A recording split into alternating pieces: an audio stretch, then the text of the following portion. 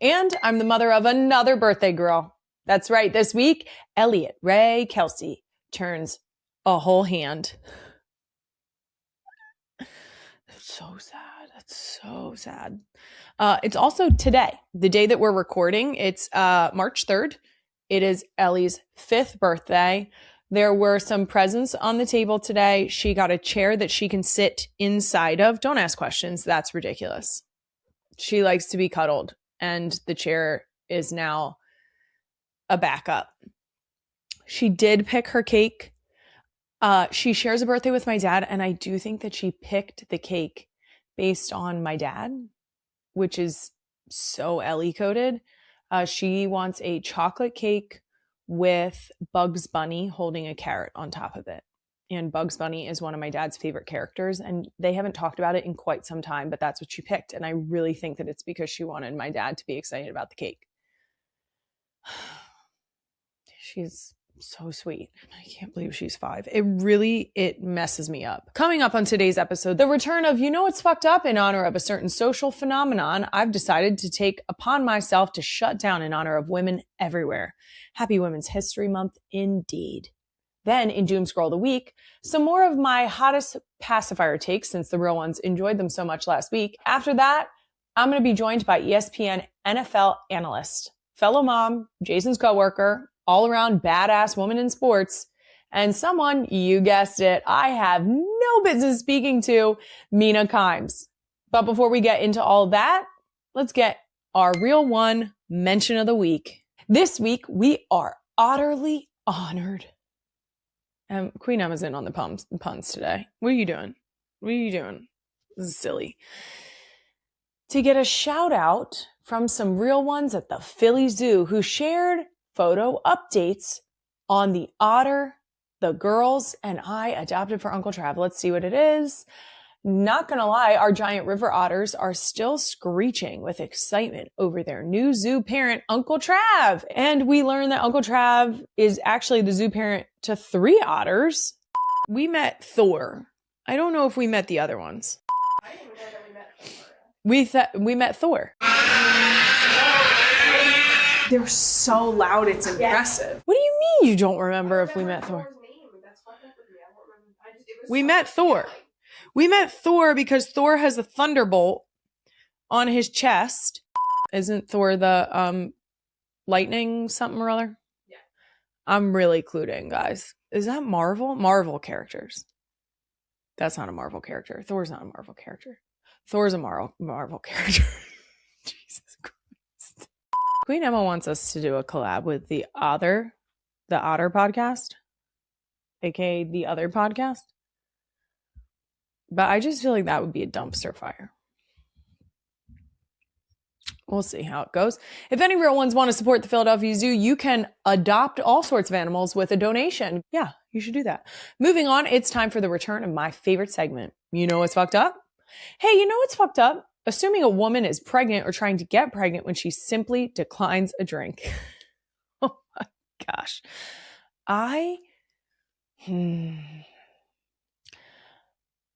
This happens to me all the time, okay? When I say all the time, I mean all the time. I've been on record multiple times informing the real ones that I do in fact not usually drink. I don't usually do it.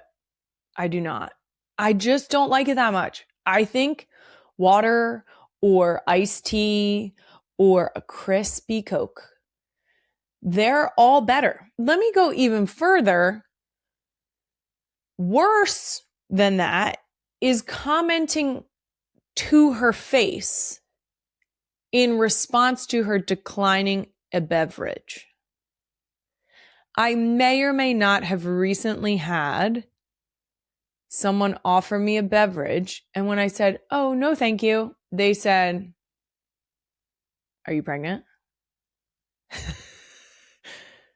I'm not joking. Now, to be fair, you picked the right bitch, because I can brush it off pretty fast. But let's not do that, because we've said it so many times on the show. You never know what someone is going through, what they have gone through previously, what stage they are at in their journey if they are building a family. In other words, they could be trying and you could be bringing something up that's not really good. Or even weirder, think about this, you could be saying it to someone who has actively chosen to not have kids, which is also none of your business. You know what I mean? As always, I'm speaking for myself and my own experiences, but I do think most women would agree. Maybe we just shouldn't do that. Because in the same way that if someone looks like, maybe they could be pregnant, we don't then ask, are you pregnant? Don't do that. We're not smirking at people. Like, just because you didn't ask the question doesn't mean that your smirk or raising your eyebrows is better than that. You're not, but that's equally bad. It's almost worse because now do I address you doing that? And if I do address you doing that, does it seem like I'm being defensive? You're making it weird and you've put us both in this situation now. And that's not fun for anyone. So this is similar to when Jason and I first got married and people would ask, are you trying? And I would say, we practice a lot. Now it's weird for both of us. Why do you need to know that? That's between me and my husband. No. What should you do instead, you may ask? Here's a few options, okay? Offer her something else to drink and then move on.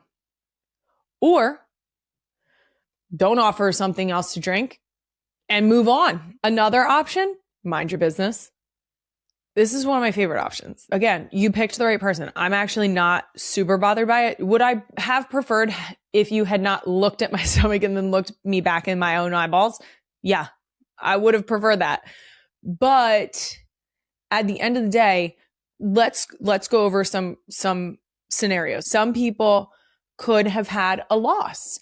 Some people could be actively in IVF treatments. Some people could have a diagnosis that could make it physically not possible for them to have kids, even though they would like to. Some people might have addiction to alcohol and be in recovery. Some people might just not like the fucking taste. That's me. I just don't like the taste of it. There are so many reasons. I could keep going. I'm not going to because I feel like you get my point now. If you have something that you have said in response to an inquiry about maybe a pregnancy status and or why you do or don't drink, feel free to drop it in our DMs or in our comments at NGL with Kylie. I'm very curious to know what are some good ones that we can unleash. And that's it for You Know What's Fucked Up. Next, let's get to Doom Scroll of the Week, brought to you by Intuit TurboTax. Now, this is taxes. First up on Doom Scroll, I guess my algorithm heard my comments on Benny and her pacifiers last week because now I'm getting lots of suggestions on how to kick the habit. Queen Emma, the clip, please. The caption says, he's not a baby anymore. The moment he said goodbye to his pacifier truly went down in history. They attached a whole wad of balloons to the end of this pacifier and let it fly up into the air. Oh, he's waving to it. Oh, no.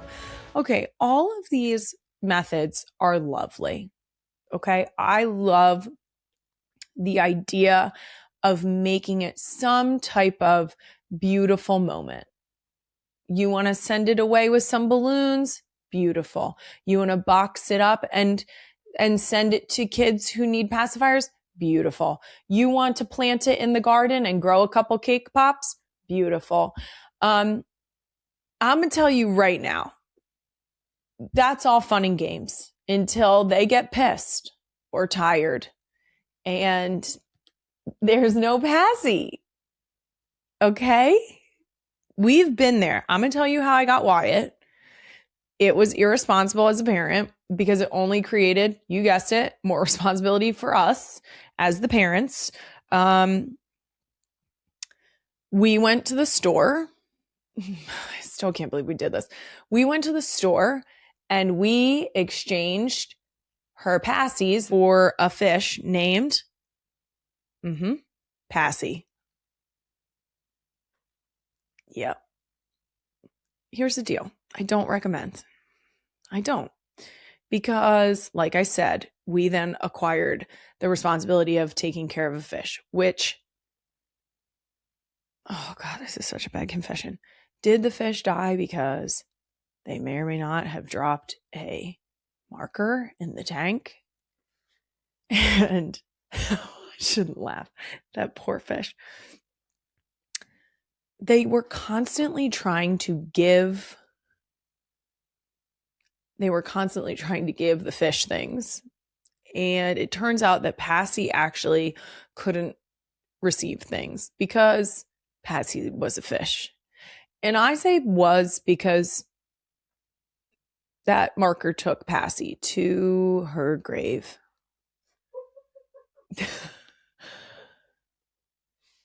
We had to have a whole conversation about fish heaven.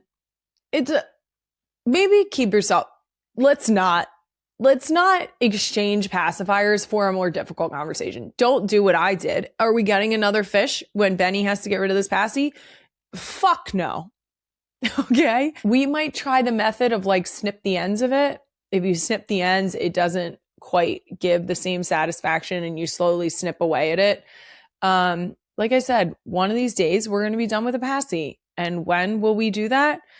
When we're fucking good and ready. Leave us alone. Last scroll. As the real ones know by now, the best part of TikTok is the comment section. And I can't even begin to explain how quickly. I mean, Olympic gold medal sprint, if you will, to the comments for this one. Queen Emma, can you play the clip, please? Because, good God. Anybody see the ketchup before I have to ask my wife? For my audio listeners, he's asking if anyone has seen the ketchup, and he is scanning his fridge. He goes down the door once, he goes to the middle of the back to the like inside of the fridge, and then he goes back to the door. Okay? Of course, my ass clocked the ketchup. That's easy. Next question. I don't know if I've addressed this on here, but I did address it in my vows. And let me tell you what my husband needs from me. I can guarantee that he will always need me to find things for him. That is part of our relationship. It's part of our love language. He knows that it excites my soul when he says, "Have you seen my truck keys?" It excites me because you're fucking right, I have. And I clocked it.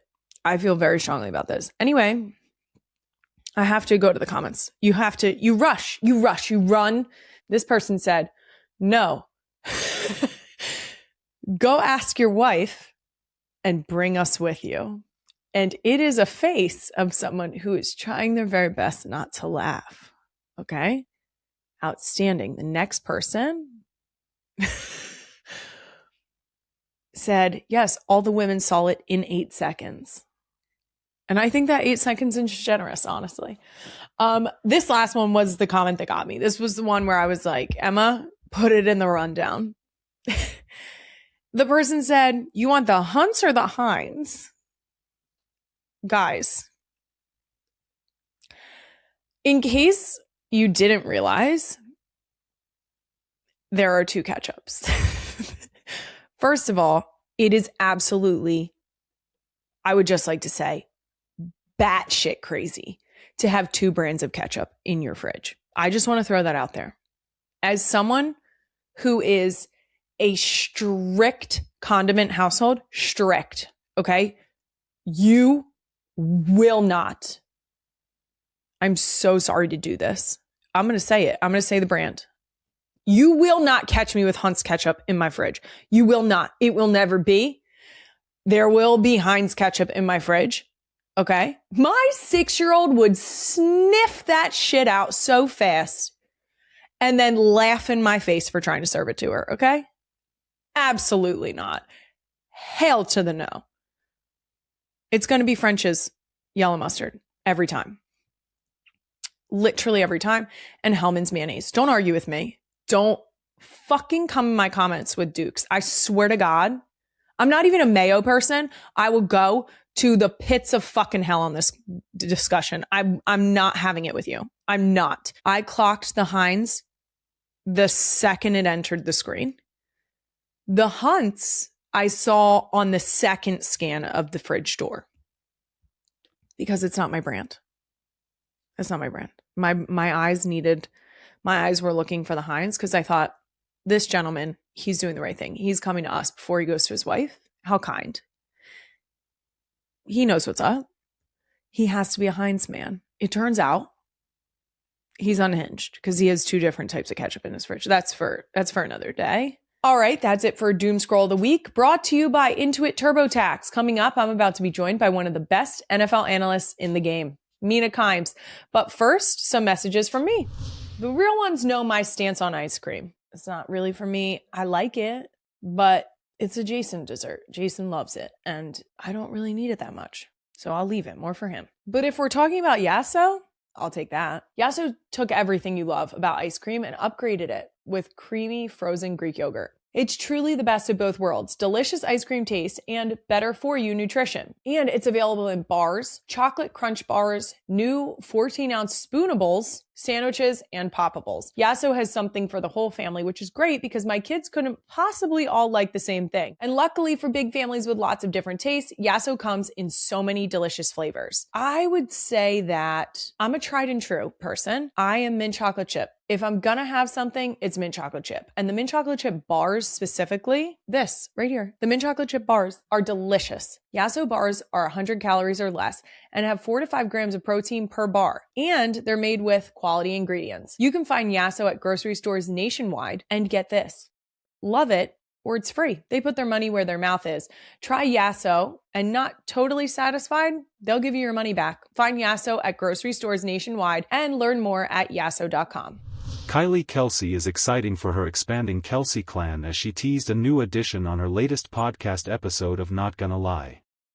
The 33-year-old media personality made waves on the internet after her comments about expecting a new family member went viral, as Taylor Swift and Travis Kelce's wedding date is all the buzz on social media.